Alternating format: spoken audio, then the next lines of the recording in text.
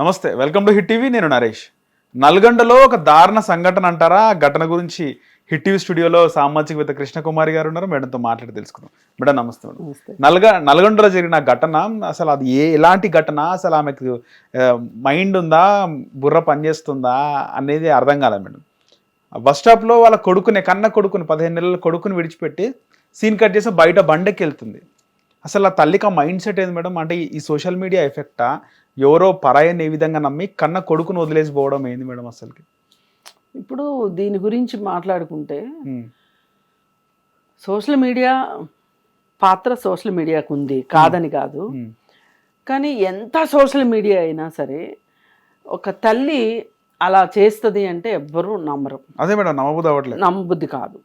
అయితే ఎందుకు చేసింది మరి ఈ తల్లి అంటే, ఇక్కడ కుటుంబంలో తనకేమన్నా ఇబ్బందులు ఉన్నాయా, లేదు ఆ బాబుకి 15 నెలల్లో 2 సంవత్సరాల లోపే బాబు, 15 నెలలు అంట మేడం. అంత చిన్న బాబు అంటే ఈమెకి ఏమన్నా డెలివరీ టైంలో ఏదన్నా పోస్ట్ పార్టం సైకోసిస్ అని వస్తుంది. ఓకే. డెలివరీ టైంలో కొంచెం సైకలాజికల్గా డిస్టర్బ్ అయ్యే వాళ్ళు లేడీస్లో ఒక 20% ఉంటారు. ఈ 20% లేడీస్లో కూడా ఒక 15% రికవర్ అయిపోతారు. తర్వాత ఒక 5% రికవరీ కారు వాళ్ళు. అది ఒక దీర్ఘకాలికమైన జబ్బులాగా మారిపోతుంది వాళ్ళకి, ఒక డిప్రెషన్లో ఉండిపోతారు. అయితే అది ఏమైనా ఉంటుందా ఆమెకి అనేది ఆలోచించాల్సిన విషయం. ఆమె ఫేస్ కూడా వేశారు, ఫోటో కూడా వేశారు. ఫోటో చూశాక నాకు మరింతగా అనిపించింది. మామూలుగా చర్య వల్ల మనకు కొంత అనిపించింది అట్లా వదిలిపెట్టి వెళ్ళింది అనేది. అలాగే ఈ పోనీ ఆమె ఏమన్నా దేనికోసం వెళ్ళింది, ఎవరైనా అటువైపు ఏమన్నా అత్యంత ధనవంతుడు ఏమైనా ఈవిడ్ని పిలిచాడా అంటే వాడికి బండికి కూడా తికానా లేనివాడు. తెలిసి వెళ్ళిందా, తెలియక వెళ్ళిందా, ఏంటి ఒక అడ్వెంచర్ చేద్దాం అనుకుందా, ఏం చేద్దాం, అవేమీ అనుకోవడానికి కూడా వీల్లేదు. ఖచ్చితంగా ఆమె మానసిక పరిస్థితి గురించి ఒక విశ్లేషణ జరగాలి, ఒక అనాలిసిస్ జరగాలి.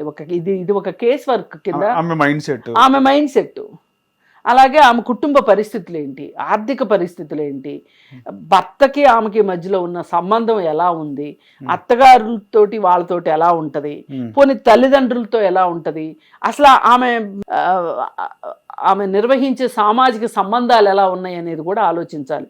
ఎందుకంటే అవన్నీ బాగుంటే గనక బాబును వదిలిపెట్టదు ఏ తల్లి. తల్లనే కాదండి, ఇప్పుడు ఎవరన్నా నాకు బాబుని అప్పగిచ్చి వెళ్తారు, కొద్దిసేపు చూస్తుండండి అని, మనమైనా వదిలిపెడతామా?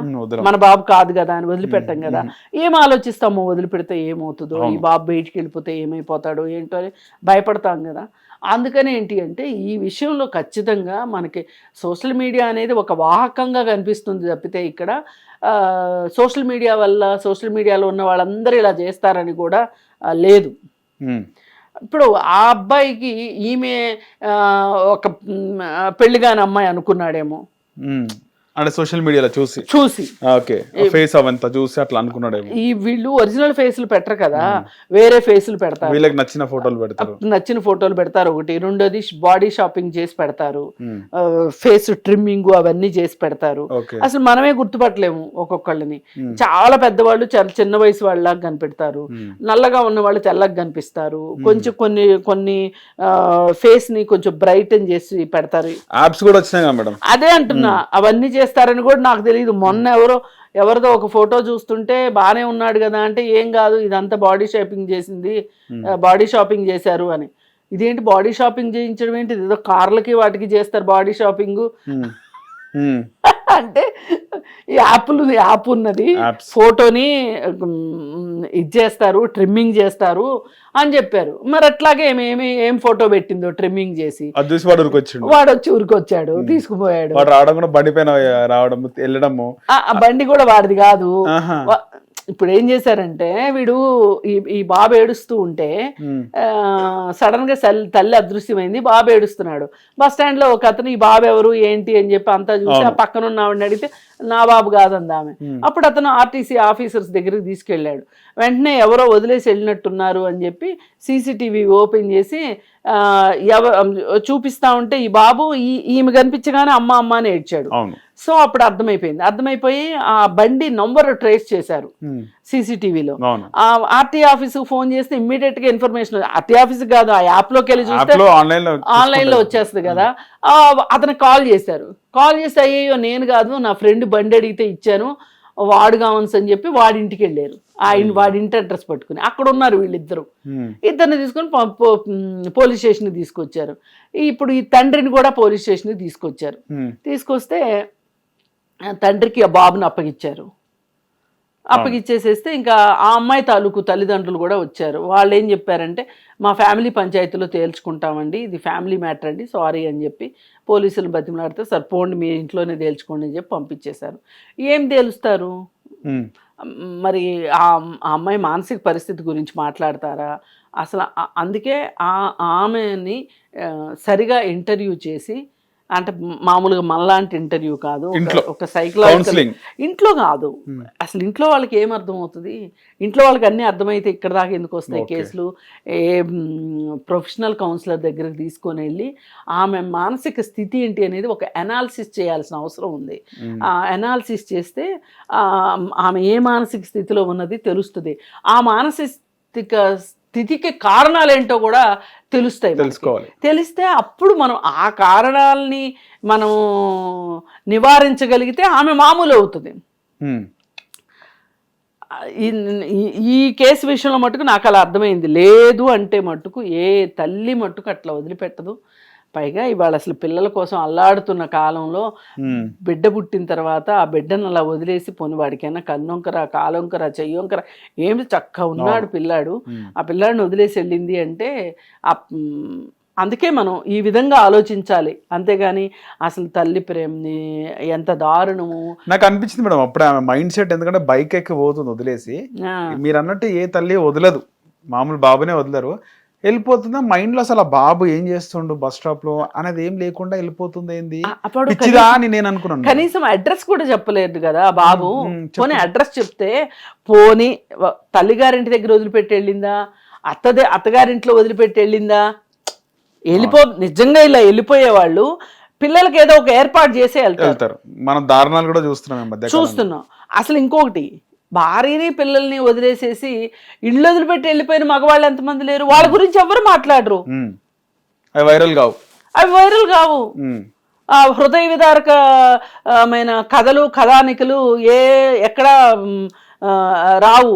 పిల్లలు నమ్ముకునే తండ్రులు ఉన్నారు, భార్యలు నమ్ముకుంటున్న తండ్రులు ఉన్నారు, భర్తలు ఉన్నారు. ఆ ఏ కథలు అవి ఇంత ప్రాచుర్యంలోకి రావు. పెళ్లిడి వచ్చిన పిల్లలను వదిలేసి వేరే వాళ్ళతో వెళ్ళే భర్తలు ఉన్నారు, రాజకీయ నాయకులు ఉన్నారు, వాళ్ళ గురించి మాట్లాడరు.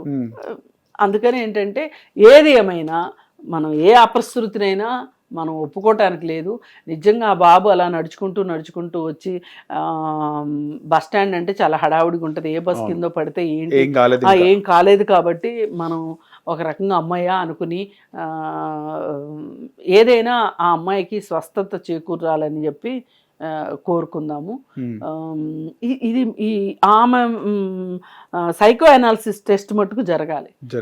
ఎవరైతే కొంచెము అబ్నార్మల్గా బిహేవ్ చేస్తున్నారో, అసాధారణంగా బిహేవ్ చేస్తున్నారో వాళ్ళని కొంచెం వాళ్ళకి ఈ సైకో అనలిటికల్ టెస్ట్ జరిగితే అప్పుడు మనకి ఈ విధంగా ఉన్న వాళ్ళు ఈ విధంగా బిహేవ్ చేస్తారు, ఈ బిహేవియర్ ఇది మంచిది కాదు, అనారోగ్యకరము అని అనుకుంటే గనక, ఆరోగ్యకరం కాదు అనుకుంటే గనక దానికి తగ్గ స్టెప్పులు వేయాల్సిన అవసరం. రైట్ మేడం, ధన్యవాదాలు. హిట్ టీవీ యాప్, ఇందులో short news, live news, entertainment shows, movies, digital magazines తో పాటు మీ జిల్లా వార్తలను కూడా ఫ్రీగా చూడొచ్చు.